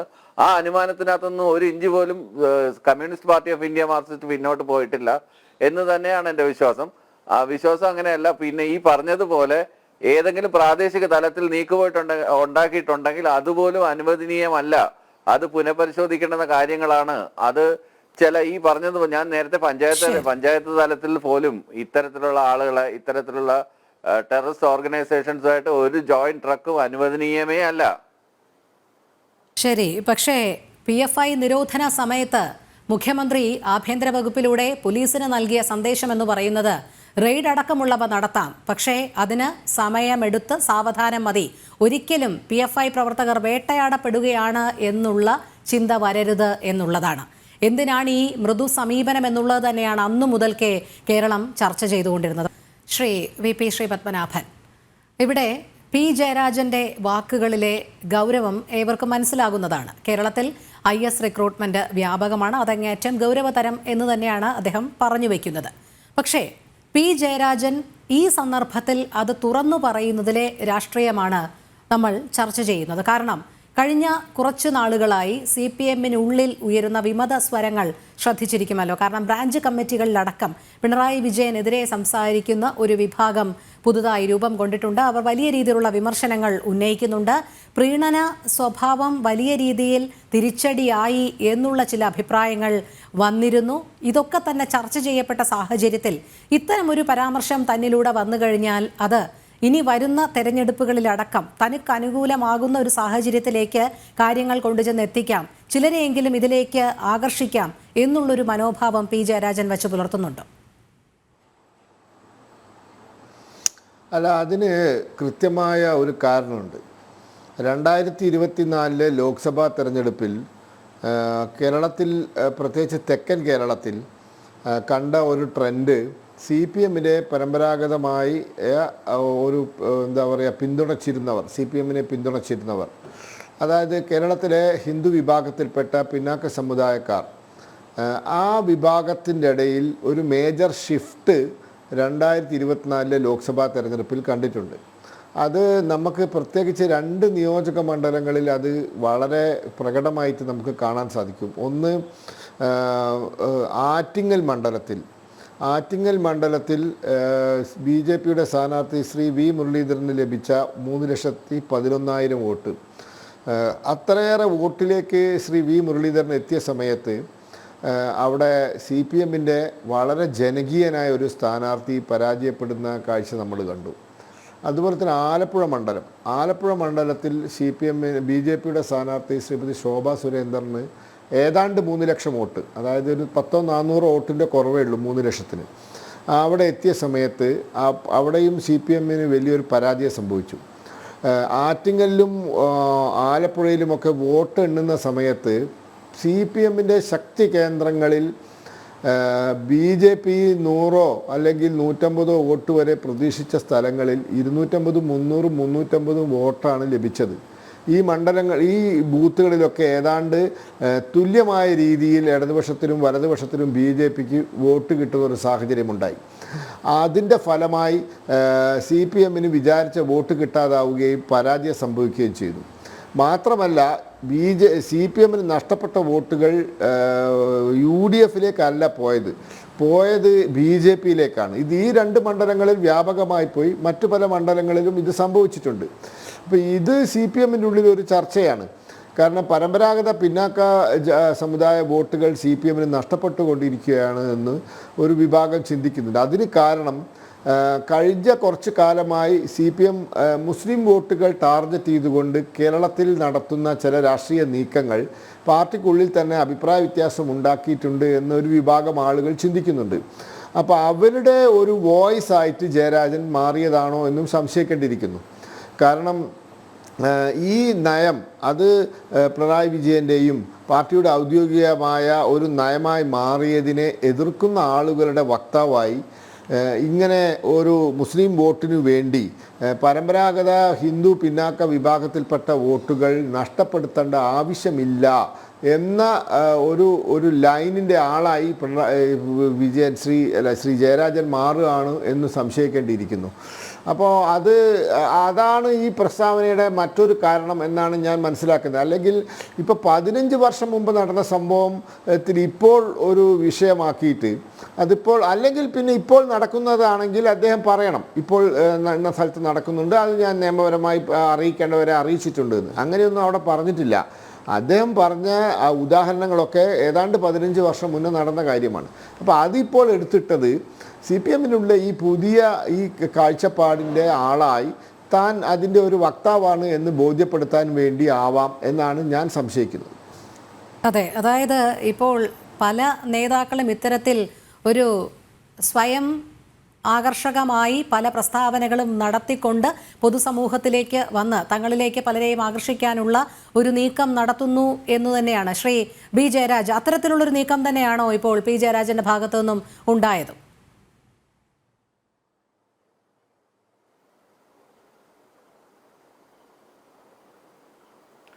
നമ്മൾ തമാശക്കെങ്കിലും പറയാറുണ്ട് പോളണ്ടിനെ കുറിച്ച് മാത്രം ഒന്നും പറയരുതെന്ന്. പക്ഷെ അതൊരു അരാഷ്ട്രീയമായ കമന്റാണെന്ന് ഞാൻ പറയത്തുള്ളൂ. കാരണം എന്ന് വെച്ച് കഴിഞ്ഞാൽ ലോകത്ത് നടക്കുന്ന മുഴുവൻ മാറ്റങ്ങളും നമ്മൾ നോക്കി പഠിക്കുക. അത് നമ്മുടെ സംസ്കാരത്തിലും നമ്മുടെ രാജ്യത്തും നമ്മുടെ സംസ്ഥാനത്തും ഒക്കെ എങ്ങനെ ബാധിക്കുമെന്ന് നോക്കി കാണുന്ന ഒരു ആഗോള വീക്ഷണം എല്ലാ കാലത്തും CPM പുലർത്തിയിരുന്നു. ആ പുലർത്തിയിരുന്നതിന്റെ ഭാഗമായിട്ടാണ് എവിടെയെല്ലാം റാഡിക്കൽ ഇസ്ലാമുമായിട്ട് കമ്മ്യൂണിസ്റ്റുകൾ കൂട്ടുചേർന്നിട്ടുണ്ടോ അവിടെയെല്ലാം കമ്മ്യൂണിസ്റ്റ് പാർട്ടി ഇല്ലാതാവുകയാണ് ചെയ്തിട്ടുള്ളത് എന്നുള്ള യാഥാർത്ഥ്യം തെളിയുന്നത്. അത് ഇന്തോനേഷ്യയിലെ 25,000 കമ്മ്യൂണിസ്റ്റുകളെ കൊന്നൊടുക്കിയതാണെങ്കിലും, ഇറാഖിലെ കമ്മ്യൂണിസ്റ്റ് പാർട്ടിയാണെങ്കിലും, ഇറാനിലെ കമ്മ്യൂണിസ്റ്റ് പാർട്ടിയാണെങ്കിലും, മറ്റ് പല രാജ്യങ്ങളിലെയും കമ്മ്യൂണിസ്റ്റ് പാർട്ടികൾ എവിടെയെല്ലാം റാഡിക്കൽ ഇസ്ലാമുകളുമായിട്ട് കൈ കോർത്തിട്ടുണ്ടോ അവിടെയെല്ലാം പൂർണ്ണമായിട്ട് തുടഞ്ഞു നിൽക്കപ്പെട്ടു എന്നുള്ള വസ്തുത എല്ലാവരും പരിശോധിക്കുന്ന ഒരു വസ്തുത തന്നെയാണ്. അതുകൊണ്ട് അത് പുതിയതൊന്നുമല്ല.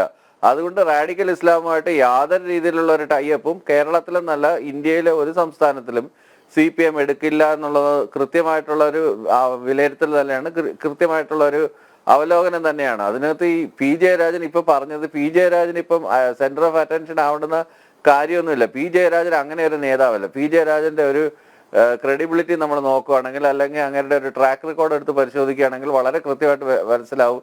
ഇതുപോലെ ഏതെങ്കിലും ഒരു കാലത്ത് ഏതെങ്കിലും ഒരു വിഭാഗീയതയുടെ കൂടെയോ അല്ലെങ്കിൽ ഒരു നേതാവിന്റെ കൂടെയോ അങ്ങനെ നിന്നിട്ടുള്ള ഒരു തരത്തിലുള്ള ഒരു ഇതുമില്ലാത്ത ഒരു നേതാവാണ് ശ്രീ P. ജയരാജൻ എന്ന് പറയുന്നത്. അപ്പൊ P. ജയരാജൻ അങ്ങനെ ചെയ്യുന്നത് വേറെ ആരെങ്കിലും സൂചിപ്പിച്ചു യാതൊരു അടിച്ചമർത്തലുകൾക്കും വിധേയനാകപ്പെട്ട നേതാവ് ഒന്നുമല്ല എന്ന് ഞാനത് സൂചിപ്പിച്ചപ്പോൾ പല രീതിയിലുള്ള അടിച്ചമർത്തലുകളും ഉണ്ടായിട്ടുണ്ട്.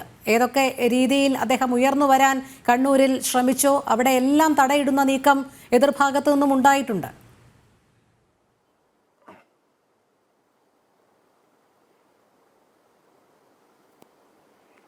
ഇതിനകത്ത് ചർച്ചകളൊക്കെ നടക്കുന്ന ഒരു പാർട്ടിയാണ്. ഇപ്പൊ നമ്മളൊരു കാര്യം പറയുമ്പോൾ ഒരു തീസിസ് പറയുമ്പോൾ അതിനൊരു ആന്റി തീസിസ് ഉണ്ടാവും. അങ്ങനെയാണ് സിന്തസിസ് ഉണ്ടാവുന്നത്. ആ രീതിയിൽ തന്നെയാണ് പാർട്ടി സംവിധാനത്തിൽ ചർച്ചകൾ നടക്കുന്നത്. ആ ചർച്ചകളുടെ അടിസ്ഥാനത്തിൽ ചിലപ്പോൾ കയറ്റിറങ്ങുകളൊക്കെ ഒരു സഖാവിന്റെ സ്വഭാവം എങ്ങനെയാണ്, ഇങ്ങനെ വാർത്തണ്ട് നിർത്തി കഴിഞ്ഞാൽ എങ്ങനെയാവും, അല്ലെങ്കിൽ ഇലക്ട്രൽ പൊളിറ്റിക്സിൽ യൂസ് ചെയ്താൽ എങ്ങനെയാവും, അല്ലെങ്കിൽ ക്രൗഡ് പുള്ളർ ആണോ, അല്ലെങ്കിൽ ഇയാളെ കൊണ്ട് പബ്ലിക് റിലേഷൻസ് ആണോ ഇയാൾ മെയിൻറ്റെയിൻ ചെയ്യേണ്ടത്, കൾച്ചറൽ അഫയേഴ്സ് ആണോ മെയിൻറ്റെയിൻ ചെയ്യുന്നത്, അങ്ങനെ അനുസരിച്ചിട്ടാണ് പാർട്ടി തീരുമാനിക്കുന്നത്. അല്ലാതെ ഒരാളെ ഒതുക്കുന്നതിന്റെ ഭാഗമായിട്ടൊന്നും അങ്ങനെ ചെയ്യുമെന്ന് എനിക്ക് തോന്നുന്നില്ല. അങ്ങനെ ഒതുക്കേണ്ടുന്ന കാര്യമൊക്കെ ഉണ്ടായിരുന്നു, ഒഴിവാക്കേണ്ടുന്ന സമയങ്ങളുണ്ടായിരുന്നു, അന്നേരം എല്ലാം ഒഴിവാക്കി വിട്ടിട്ടുണ്ട്. ഞാൻ പൂർണ്ണമായിട്ട് ഇതിനൊന്ന് ന്യായീകരിക്കുന്നില്ല. എല്ലാ ഓൾ ഈസ് ഫെയർ, ഇവിടെ നടക്കുന്ന എല്ലാം കൃത്യമായ കറക്റ്റ് ആയിട്ടുള്ള കാര്യങ്ങളാണെന്നൊന്നും പറയുന്നില്ല. അങ്ങനെയൊക്കെ സംഭവങ്ങൾ ഉണ്ടായിട്ടുണ്ട് വർഷങ്ങൾക്ക് മുമ്പ്. ഒരുപാട് നേതാക്കന്മാരെ വെട്ടി ഒതുക്കിയിട്ടുണ്ട്, ഒരുപാട് പേരെ ഇല്ലായ്മ ചെയ്തിട്ടുണ്ട്. ഒരുപാട് പേരെ ഈ സ്ക്രീനിൽ നിന്ന് തന്നെ മാറ്റി നിർത്തിയിട്ടുണ്ട്, അല്ലെങ്കിൽ ഈ മെയിൻ സ്റ്റേജിൽ നിന്ന് മാറ്റി നിർത്തിയിട്ടുണ്ട്. അങ്ങനെയൊക്കെയുള്ള അനുഭവങ്ങളിൽ നിന്ന് പുതിയ പാഠങ്ങൾ ഉൾക്കൊണ്ടുകൊണ്ട് പുതിയതായിട്ട് ഡെവലപ്പായിട്ട് വന്ന ഒരു സംഘടനാ സംവിധാനമാണ് ഇപ്പോൾ CPM കേരളത്തിലുള്ളത്. അതുകൊണ്ട് അങ്ങനെ വീണ്ടും അങ്ങനെ ചെയ്യുകയാണെന്നുണ്ടെങ്കിൽ, വീണ്ടും ഇനി അങ്ങനെ ഒരു തുടരുകയാണെന്നുണ്ടെങ്കിൽ തീർച്ചയായിട്ടും അത് അതിന്റെ പതനത്തിലേക്ക് തന്നെ പോകുമെന്നുള്ള തിരിച്ചറിവ് നേതാക്കന്മാർക്ക് എല്ലാവർക്കും ഉണ്ട്. അതെ, ഇപ്പോൾ പല നേതാക്കളും അത് തിരിച്ചറിഞ്ഞു തുടങ്ങിയിട്ടുണ്ട്. ആ ഏകാധിപത്യ സ്വരവും ഏകാധിപത്യ രീതികളും ഒക്കെ അവസാനിപ്പിക്കണം എന്നുള്ളത് ഇപ്പോൾ പലരും മുൻകൂട്ടി കാണുന്നുണ്ട്. ഈ പരാമർശങ്ങളൊക്കെ അതിന്റെ അടിസ്ഥാനത്തിലാണ് ഉയർത്തെഴുന്നേൽക്കുന്നത് എന്നും പറയേണ്ടിയിരിക്കുന്നു. താങ്കളിലേക്ക് എത്താം. ശ്രീ സഖറിയ ജോർജ്, എന്തായാലും ആഗോള ഭീകരത വലിയ രീതിയിൽ തന്നെ ഇങ്ങനെ വ്യാപിക്കുമ്പോൾ നമ്മുടെ കൊച്ചു കേരളവും ഈ മതഭീകരവാദികളുടെ ഒരു പ്രിയപ്പെട്ട ഇടമായി അല്ലെങ്കിൽ ഹബ്ബായി മാറുന്നു എന്നുള്ളത് ഞെട്ടിപ്പിക്കുന്ന വാർത്തയെ നമ്മൾ കുറച്ച് വർഷങ്ങളായി ഇങ്ങനെ കേട്ടുകൊണ്ടിരിക്കുകയാണ്. ഇത് തടയിടുന്നതിന് വേണ്ടി ഭരണകൂടങ്ങൾ ശ്രമിച്ചേ മതിയാകുകയുള്ളൂ. രാഷ്ട്രീയ ലക്ഷ്യം, പ്രീണന സ്വഭാവം ഇതൊക്കെ മുന്നിൽ കണ്ടുകൊണ്ട് യാതൊരു ഇന്റലിജൻസിന്റെ റിപ്പോർട്ടുകളുടെയും അടിസ്ഥാനത്തിൽ യാതൊരു തുടർ നടപടികളും സ്വീകരിച്ചില്ല എങ്കിൽ ഇപ്പോൾ ഗൗരവതരം എന്ന് പറഞ്ഞത് നാളെ ഒരു വലിയ പൊട്ടിത്തെറിയിലേക്ക് തന്നെയല്ലേ കാര്യങ്ങൾ കൊണ്ടുചെന്ന് എത്തിക്കുകയുള്ളൂ. അതിന് സംശയം വേണ്ട. 2006 പ്രകാശ് സിംഗ് കേസിനകത്ത് സുപ്രീം കോടതി ഇന്ത്യയിലെ കാര്യങ്ങളൊക്കെ വിലയിരുത്തിയിട്ട് സുപ്രീം കോടതി തന്നെ പറഞ്ഞ് എല്ലാ സ്റ്റേറ്റിലും സ്റ്റേറ്റ് സെക്യൂരിറ്റി കമ്മീഷൻ വേണമെന്നാണ്. അതൊരു സ്റ്റേറ്റിന്റെ മുമ്പോട്ടുള്ള നല്ല ഇന്റേണൽ അഫയേഴ്സിന് വേണ്ടി ഉണ്ടായ ഒരു കാര്യമാണ്. പക്ഷെ നിർഭാഗ്യകരമായിട്ട് അതിന് പ്രോപ്പറായിട്ട് അതിന് മീറ്റിങ്ങുകൾ നടക്കുന്നില്ല, റെഗുലറായിട്ട് മീറ്റിംഗ് നടക്കുന്നില്ല, ചർച്ച ചെയ്യേണ്ട കാര്യങ്ങൾ അവിടെ ചർച്ച ചെയ്യപ്പെടുന്നില്ല എന്നുള്ളൊരു സത്യമാണ്. പിന്നെ അതിൻ്റെയൊക്കെ അടിസ്ഥാനത്തിൽ നമ്മൾ IB ഇന്റലിജൻസ് ബ്യൂറോയും കേരള പോലീസും കൂടെ ചേർന്നുകൊണ്ട് സൗത്ത് ഇന്ത്യൻ ഇന്റലിജൻസ് ഷെയറിങ് ഒരു സെൻറ്റർ ഉണ്ട്. അപ്പോൾ അവിടെ ട്രെയിനിങ് ഒക്കെ ഇമ്പാർട്ട് ചെയ്യുന്നുണ്ട്. ആദ്യമൊക്കെ അത് തുടങ്ങിയ സമയത്ത് ഞാനും ആ ഇൻസ്റ്റിറ്റ്യൂഷൻ ഇരിക്കുന്ന സ്ഥലത്ത് ഞാനും ഉണ്ടായിരുന്നു, അതുകൂടെ അനുബന്ധമായ ഒരു ഓഫീസിൽ. ആദ്യമൊന്നും അവർക്ക് കൊടുക്കേണ്ട രീതിയിലുള്ള സപ്പോർട്ടൊന്നും കൊടുത്തില്ല. അപ്പം അവര് IB-ന്ന് വന്ന ഉദ്യോഗസ്ഥന്മാരൊക്കെ ഒരു എക്സ്റ്റെൻഡ് വരെ അത്ര സാറ്റിസ്ഫൈഡ് അല്ലായിരുന്നു. അപ്പം ആന്ധ്രാപ്രദേശിലേക്കും കർണാടകയിലേക്കും തമിഴ്നാട്ടിലും ഒക്കെയുള്ള ഓഫീസർമാർ അങ്ങോട്ട് ഇവരെ വിളിക്കുവാണ്, ഞങ്ങളുടെ നാട്ടിൽ വാ, ഞങ്ങൾ വേണ്ടുന്ന സൗകര്യങ്ങൾ തരാമെന്നുള്ള രീതിയിൽ. പിന്നെന്തായാലും അന്നത്തെ പോലീസ് ലീഡർഷിപ്പ് താല്പര്യം എടുത്തിട്ട് ഇന്റർണൽ ഷെയറിംഗ് മീറ്റിംഗ് ഒക്കെ നടക്കുന്നുണ്ട്. ഇതൊക്കെ നമ്മുടെ ദേശീയതയും നമ്മുടെ ഇന്റേണൽ സെക്യൂരിറ്റിയുടെയും നമ്മുടെ രാജ്യത്തിന്റെ പുരോഗതിക്കും ഒക്കെ വളരെ അനിവാര്യമായ കാര്യങ്ങളാണ്. പക്ഷേ സ്റ്റേറ്റ് സെക്യൂരിറ്റി കമ്മീഷൻ യഥാർത്ഥത്തിൽ കോൺസ്റ്റിറ്റ്യൂട്ട് ചെയ്തിട്ട് ഇപ്പം തന്നെ ശ്രീ ജയരാജ് അദ്ദേഹം പറഞ്ഞ കാര്യമുണ്ട്, അതുകൂടെ ചർച്ച ചെയ്യപ്പെടേണ്ടതാണ്. പക്ഷേ ഈ സെക്യൂരിറ്റി കമ്മീഷൻ ഇല്ലാതെ അതിനകത്ത് റിട്ടയർ ചെയ്ത പോലീസ് ഉദ്യോഗസ്ഥന്മാരുണ്ട്, മറ്റിതര എക്സ്പേർട്സിനൊക്കെ ചേർത്തിട്ടാണ് ഇത് വിഭാവനം ചെയ്തേക്കുന്നത്. അപ്പോൾ അവിടെ ചർച്ച ചെയ്യുന്നില്ല. നമ്മളിപ്പം ആരും മതം ഇൻഫീരിയർ അല്ല, എല്ലാ മതവും നല്ലത് തന്നെ. അപ്പം ലോകത്ത് ഒരു രാജ്യത്ത് ഒരു റിലീജിയൻ കൂടുതലുണ്ടെങ്കിൽ വേറൊരിടത്ത് വേറൊരു റിലീജിയൻ ഉണ്ട്. പക്ഷെ നമ്മൾ ലോക സമാധാനം എന്നൊക്കെ പറയുന്നു, ഇന്റർനാഷണൽ ഹ്യൂമൻ റൈറ്റ്സ് ഡിക്ലറേഷൻ ഉണ്ട്, നമ്മുടെ ഇവിടുത്തെ ആൾക്കാർ വിദേശത്ത് പോയി ജോലി ചെയ്യുന്നുണ്ട്, നമ്മുടെ ഇവിടുത്തെ നേതാക്കന്മാരൊക്കെ വിദേശത്ത് പോയി അവാർഡ് വാങ്ങിക്കുന്നുണ്ട്, അവിടെ ഡിപ്ലോമാറ്റിക് റിലേഷൻഷിപ്പ് ഉണ്ട്. ഇതെല്ലാം കാണുമ്പോൾ മനുഷ്യനാണെന്ന് തന്നെ ഉള്ള ഒരു വലിയ സന്ദേശമാണ് നമ്മൾ കൊടുക്കുന്നത്. അപ്പൊ ഇവിടെ ഗോഡ്സ് ഓൺ കൺട്രി എന്ന് പറയുന്ന കേരളത്തിന് അപ്പോൾ ഒരു റിലീജിയന്റെ ഗോഡിന്റെ കൺട്രി ആണെന്നോ അല്ലെങ്കിൽ മറ്റൊരു ഗോഡിന്റെ റിലീജിയന്റെ കൺട്രി അല്ല എന്നും പറയേണ്ട കാര്യമില്ല. നമ്മുടെ പോപ്പുലേഷൻ ഇത് നോക്കുമ്പോൾ, വോട്ടേഴ്സ് ലിസ്റ്റ് നോക്കുമ്പോൾ എല്ലാവരും ഉണ്ട്, എല്ലാവരും സൗഹൃദമായിട്ട് നമ്മുടെ ഇവിടെ ജീവിക്കട്ടെ, ആവശ്യമില്ലാത്ത കാര്യങ്ങൾ ചെയ്ത് മുമ്പോട്ട് പോകരുത്. പക്ഷെ എനിക്ക് ഏറ്റവും പ്രധാനപ്പെട്ട പറയേണ്ട കാര്യം, 2020 മൂവാറ്റുപുഴ പോലീസ് സ്റ്റേഷനിലും കാഞ്ഞാർ പോലീസ് സ്റ്റേഷനിലും ഓരോ കേസ് ഉണ്ടായിരുന്നു. അത് ലവ് ജിഹാദുമായിട്ട് ചേർന്നിട്ടുള്ളതാണ്. ഞാൻ അതുമായിട്ട് അസോസിയേറ്റ് ചെയ്തു, കാരണം അന്ന് ഞാൻ വനിതാ സെൽ AIG ആയിരുന്നു. ആ കാര്യം വന്നിരുന്നു. അപ്പം അത് അന്ന് എറണാകുളം റൂറലിൽ ഇരുന്നത് തമിഴ്നാട്ടിൽ നിന്നുള്ളൊരു ഓഫീസറാണ്, ഇടുക്കിയിലിരുന്നതും തമിഴ്നാട്ടിൽ നിന്നുള്ളൊരു ഓഫീസറാണ്. ഞാൻ തമിഴ്നാട്ടിൽ നിന്നുള്ളതെന്ന് പറഞ്ഞാൽ ഈ സ്റ്റേറ്റിൽ ഇൻട്രസ്റ്റ് ഇല്ലാത്തവർ എന്നുള്ള അർത്ഥമാണ് ഞാൻ അതിനകത്ത് പറഞ്ഞത്. പക്ഷെ ഓരോ ഓഫീസർ അതിനകത്ത്, ഇടുക്കിയിൽ നിന്നുള്ള ഓഫീസർ 2000 അദ്ദേഹം ഒരു കള്ള റിപ്പോർട്ടാണ് എഴുതി കൊടുത്തത്.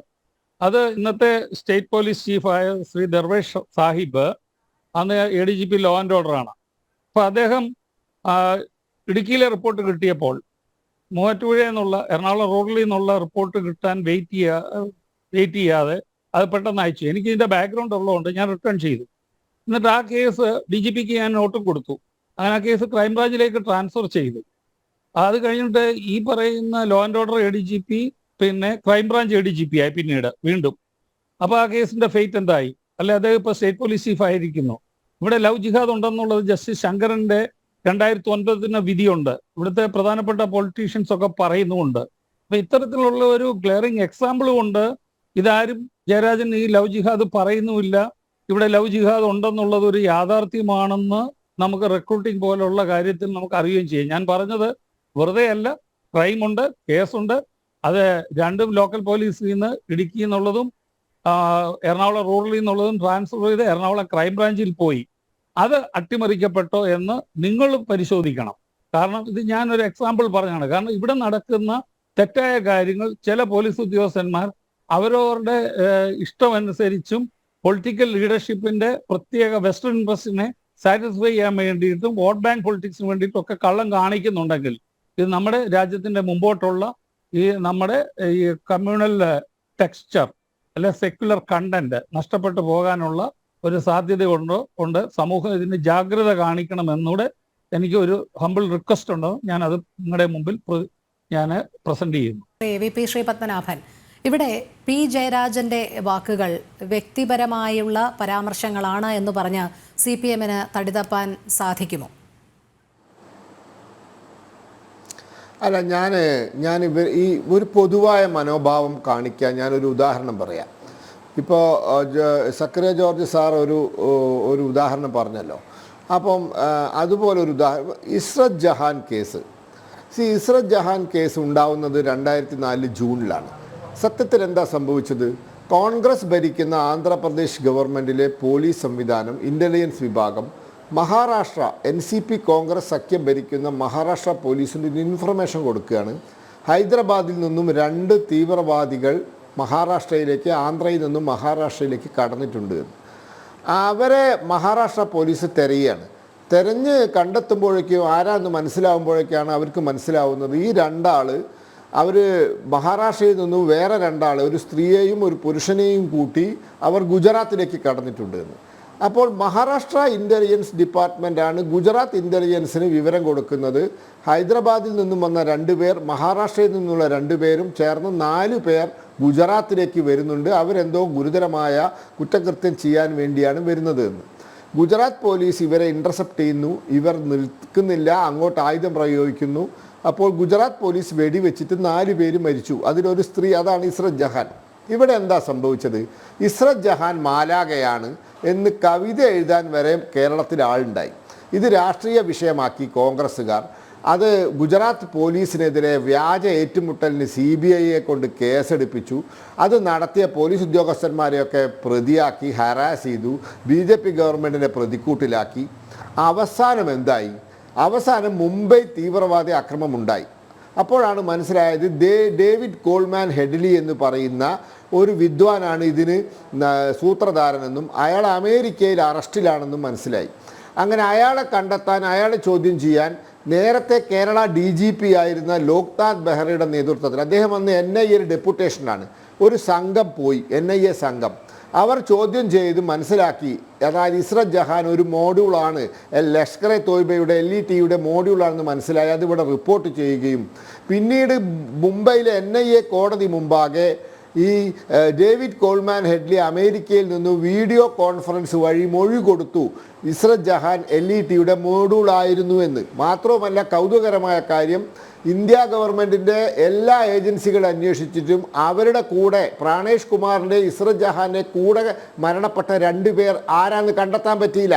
അവർ പാകിസ്ഥാനികളായിരുന്നു.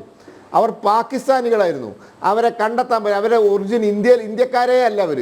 അപ്പോൾ ഇത്തരത്തിലുള്ള ആളുകളെ മാലാഖയായി ചിത്രീകരിച്ച്, അവരെ കൊന്നതാണെന്ന് ചിത്രീകരിച്ച്, വ്യാജ ഏറ്റുമുട്ടലാൻ ചിത്രീകരിച്ച് രാഷ്ട്രീയ നേട്ടം നേടാൻ വലിയ ശ്രമം നടന്ന ഒരു രാജ്യമാണ് ഭാരതം.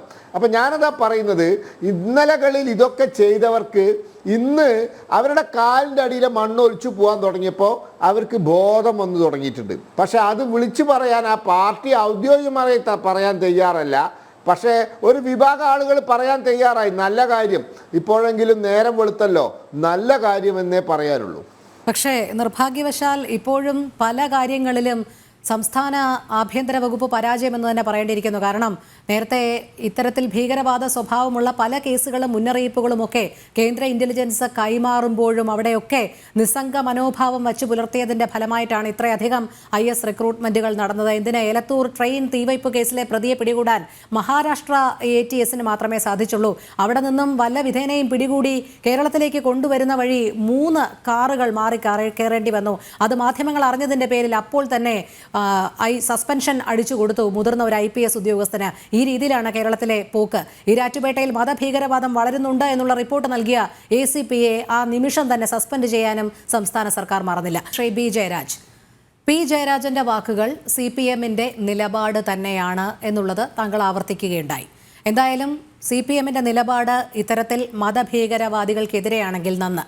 പക്ഷേ അപ്പോഴും ഉയരുന്ന ചോദ്യം CAA വിരുദ്ധ പ്രക്ഷോഭം, PFI നിരോധന സമയത്ത് ആഭ്യന്തര വകുപ്പിലെ ചില ഉദ്യോഗസ്ഥർ തന്നെ റെയ്ഡ് അടക്കമുള്ള വിവരങ്ങൾ ചോർത്തിയത്, ഇതോടൊപ്പം ഏറ്റവും ഒടുവിലായി വഖഫ് അമെൻമെന്റ് ബില്ലിനെതിരെ നടത്തിയ പല പരിപാടികളും പിണറായി വിജയന്റെ നേതൃത്വത്തിൽ, ഇതൊക്കെ ചർച്ചയാകുമ്പോൾ CPM ഈ നിലപാടിൽ ഉറച്ചു നിന്നുകൊണ്ട് ഇനിയും മതഭീകരവാദികൾ ആരാണ്, അവർക്ക് രാഷ്ട്രീയ പശ്ചാത്തലമുള്ള സംഘടനകൾ ഏതൊക്കെയാണ്, അവരുമായി ഒന്നും തങ്ങൾ സഹകരിക്കുകയില്ല എന്നുള്ളൊരു തുറന്നു പറച്ചിലിന് തയ്യാറാകുമോ?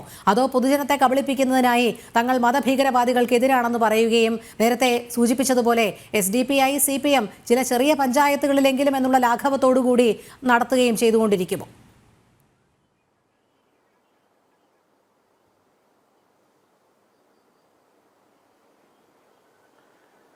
അതിനകത്ത് ഏറ്റവും പ്രധാനമായിട്ട് പറയാനുള്ളത് ഈ 2-3 ചോദ്യങ്ങളാണല്ലോ എന്നോട് ചോദിച്ചത്. ഓരോന്നോരോന്നായിട്ട് ഞാൻ മറുപടി പറയാം.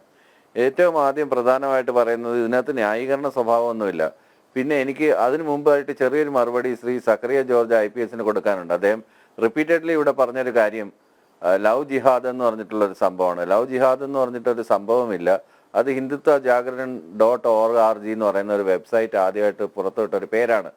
സമാന സംഭവം തന്നെ 2018 UK ഉണ്ടായിട്ടുണ്ട്. UK Sikh organisation raise committee എന്ന് പറഞ്ഞിട്ട് ഒരു റേസ് റിപ്പോർട്ട് എന്ന് പറഞ്ഞിട്ട് ഒരു റിപ്പോർട്ട് ഇട്ടു. ആ റിപ്പോർട്ട് ഇട്ടത് സിഖ് യുവതികളെ ഇതുപോലെ ഇസ്ലാമിലോട്ട് കൺവേർട്ട് ചെയ്തിട്ട് ഈ പറഞ്ഞതുപോലെ ഇതേ ടെർമിനോളജിയൊക്കെ ഉപയോഗിച്ച് തന്നെയാണ് അവിടെ UK ഉണ്ടായത്. അതും പിന്നീട് അബദ്ധമാണ്, അത് കള്ളത്തരമാണെന്ന് തെളിയുകയും ചെയ്തു.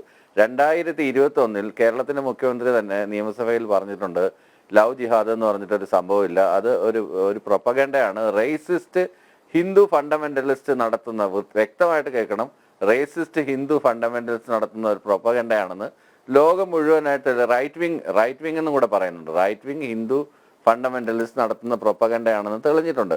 അപ്പോൾ അതവിടെ നിൽക്കട്ടെ. അദ്ദേഹം പോലീസിൽ വർക്ക് ചെയ്തിരുന്ന ഒരാൾ ഇത്തരം നിരുത്തരവാദപരമായിട്ടുള്ള പ്രസ്താവനകൾ നടത്തിയതിനോട് അത് എന്താണ്, എനിക്കിപ്പം ഇനി സെൻകുമാറിന്റെ ലൈനാണോ CV ആനന്ദബോസിന്റെ ലൈനാണോ ഏത് ലൈനാണെന്നൊന്നും എനിക്കറിയാൻ വയ്യ, എങ്ങനെയാണെന്നൊന്നും. അതെന്തായാലും സത്യസന്ധമായ ഒരു ടെർമിനോളജി അല്ല യൂസ് ചെയ്തത്. അങ്ങനെ ഒരു സംഭവം കേരളത്തിൽ നടന്നിട്ടില്ല. കേരളത്തിൽ അന്യജാതിയിൽപ്പെട്ട പല ആളുകൾ അങ്ങോട്ടും ഇങ്ങോട്ടും പല മതത്തിലും റിലിജനിൽപ്പെട്ട ആളുകൾ കല്യാണം കഴിക്കാറുണ്ട്. വളരെ സെക്യുലർ ആയിട്ടൊരു സൊസൈറ്റി തന്നെയാണ്. ഈ സെക്യുലർ ഫാബ്രിക്കിന് തുരങ്കം വയ്ക്കുന്ന യാതൊരു കാര്യങ്ങളും കേരളത്തിൽ അംഗീകരിച്ചു പോകാൻ പറ്റത്തില്ല, കേരള ജനത അംഗീകരിക്കത്തുമില്ല.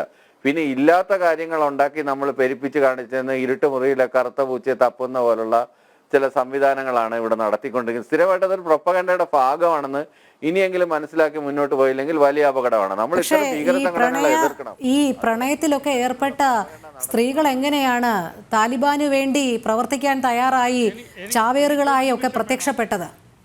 എനിക്കൊരു നിമിഷം വേണം. അദ്ദേഹം പറഞ്ഞത് തെറ്റാണ്. പെരുമ്പാവൂർ മജിസ്ട്രേറ്റ് കോടതിയിൽ അതിലെ ഇര കൊടുത്ത മൊഴി കോർട്ട് റെക്കോർഡിനകത്തുണ്ട്. അത് പറഞ്ഞിട്ടുണ്ട്. അത് പോലീസ് ഹെഡ്ക്വാർട്ടേഴ്സിനകത്തുണ്ട്. ശ്രീ ജയരാജാണ്, അദ്ദേഹമാണ് ഇരുട്ടുമുറിയിൽ കറുത്ത പൂച്ചയെ തപ്പുന്നത്. കള്ളം പറയുന്ന സ്വഭാവ രീതി ഞങ്ങൾക്കല്ല, എനിക്കല്ല, എനിക്ക് ആരെയും ജസ്റ്റിഫൈ ചെയ്യണ്ട. ഞാൻ എൻ്റെ ഔദ്യോഗിക ജീവിതത്തിൽ വന്നപ്പോൾ കണ്ട ഒരു കാര്യം, അത് പെരുമ്പാവൂർ കോടതിയിലെ രേഖയുടെ ഭാഗമാണ്. അവർ 164 സ്റ്റേറ്റ്മെന്റ് കൊടുത്തിട്ടുണ്ട്. ഇങ്ങനെ നിരുത്തരവാദമായി കാര്യങ്ങൾ പറയുന്നത് ഞാനല്ല, താങ്കളാണ്. ശ്രീ ജയരാജ്, അദ്ദേഹത്തിന്റെ ലൈൻ ലവ് ജിഹാദ് എന്നാണോ കൊടുത്തത്? ലവ് ജിഹാദ് എന്നുള്ള ടെർമിനോളജിയാണ് യൂസ് ചെയ്തത് കോടതിയില്. ആ മൊഴി വായിക്കുക. അദ്ദേഹത്തിന്റെ ലൈൻ എനിക്ക് വ്യക്തമായി, കൃത്യമായിട്ട് തന്നെ വ്യക്തമായി അദ്ദേഹം ഉദ്ദേശിക്കുന്നത് എന്താണെന്ന്. അവർ പറഞ്ഞ മൊഴി വായിലെ കണ്ണടച്ചിരുട്ടാക്കാതെ അവര് കൊടുത്ത ലവ് ജിഹാദ് എന്നാണോ പറഞ്ഞിരിക്കുന്നത്? അത് താങ്കൾ വായിച്ചു നോക്ക്. അത് താങ്കൾ ഒരു ആളിനെ കൊണ്ടൊരു ഒരൊറ്റ കേസിനകത്ത് എടുത്തു വെച്ചിട്ട് ആരെങ്കിലും ഒരു മൊഴി പറഞ്ഞെന്ന് പറഞ്ഞാൽ ജനറലൈസ് ചെയ്തിട്ട് ഒരൊറ്റ ഇൻസിഡന്റ് എടുത്തു വെച്ചിട്ട് ജനറലൈസ് ചെയ്യാൻ എങ്ങനെ പറ്റും?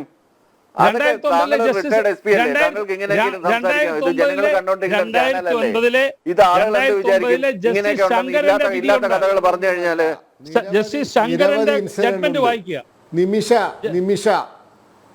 നിമിഷയ്ക്ക് എന്ത് സംഭവിച്ചു? ഹൈക്കോടതി പാലക്കാട്ട് നിന്നുള്ള കുട്ടിക്ക് എന്ത് സംഭവിച്ചു? ഒരു കേസൊന്നല്ല, ഒരു നിമിഷ ഫാറ്റിമയോ അല്ല ഒന്നോ രണ്ടോ കേസ് ഉണ്ടാവും. അതിനെല്ലാം ഇങ്ങനെ ഒരു ടെർമിനോളജി കൊടുത്തിട്ട് എല്ലാ ആളുകളെയും മതം മാറ്റി കൊണ്ടുപോവാണ്. അവരെ സിറിയയിൽ കൊണ്ടുപോകുന്നു, അവിടെ കൊണ്ടുപോകുന്നു എന്നൊക്കെ പറഞ്ഞിട്ട് അത് ഞാൻ പറഞ്ഞല്ലോ കൃത്യമായിട്ടത് റൈറ്റ് വിങ് ഹിന്ദു ഫണ്ടമെന്റലിസ്റ്റുകളുടെ ജോലിയാണ് ഈ സംഭവം എന്ന് പറയുന്നത്. ക്രിസ്തു മതത്തിൽ നിന്ന് ഹിന്ദുക്കളെ കല്യാണം കഴിക്കുന്നില്ലേ? ഹിന്ദു മതത്തിൽ നിന്ന് മുസ്ലിങ്ങളെ കല്യാണം കഴിക്കുന്നില്ലേ? ഇതിനെ ഏതെങ്കിലും ഹിന്ദു ജിഹാദെന്നോ അല്ലെങ്കിൽ വേറെ എന്തെങ്കിലും ഹിന്ദുത്വവൽക്കരണമെന്നോ അല്ലെങ്കിൽ ക്രൈസ്തവവൽക്കരണമെന്നോ ആരും ആരോപിക്കാറില്ലല്ലോ. പ്രണയവിവാഹങ്ങൾ ഇത്തരത്തിലുള്ള കാര്യങ്ങൾ കലർത്തുന്നത് ഒട്ടും ശരിയായ നടപടിയല്ല. അതിനോട് ഞാൻ അതിശക്തമായി വിയോജിക്കുകയും ചെയ്യുന്നു. കല്യാണം കഴിച്ച് മതം മാറ്റി ISIS കൊണ്ടുപോകുന്നതാണ് പ്രശ്നം. വിയോജിക്കാനുള്ള അദ്ദേഹത്തിനുള്ള അവകാശമുണ്ട്. ശങ്കറിന്റെ കേസിൽ വേറെ 2 കുട്ടികളുണ്ട്. അതെ, തീർച്ചയായിട്ടും ആ ജഡ്ജ്മെന്റ് എന്റെ കയ്യിലുണ്ട്. അതെ, ശ്രീ ജയരാജ്, ഇപ്പൊ തന്നെ 5 എണ്ണായില്ലേ? അത് തന്നെയാണ് ഉയരുന്ന ചോദ്യം. എന്തിനാണ് ഇത്തരത്തിലുള്ള ഈ കാപട്യം എന്നാണ്. പ്രണയ വിവാഹത്തെ ഒന്നും ആരും എതിർക്കുന്നില്ല.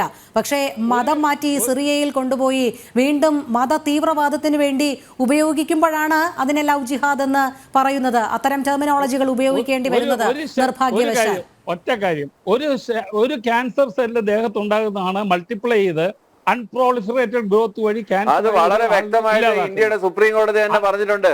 ഹിന്ദുത്വ ജാഗരൺ.org എന്ന് പറഞ്ഞ സൈറ്റിലാണ് ആദ്യമേ ഈ ടെർമിനോളജി യൂസ് ചെയ്തത് റൈറ്റ് വിങ് ഹിന്ദു പൊളിറ്റീഷ്യൻസ് ആണ്, ഹിന്ദു എക്സ്ട്രീമിസ്റ്റ് ഓർഗനൈസേഷൻസ് ആണെന്ന് വളരെ വ്യക്തമായിട്ട് തന്നെ പറയുന്നുണ്ട്.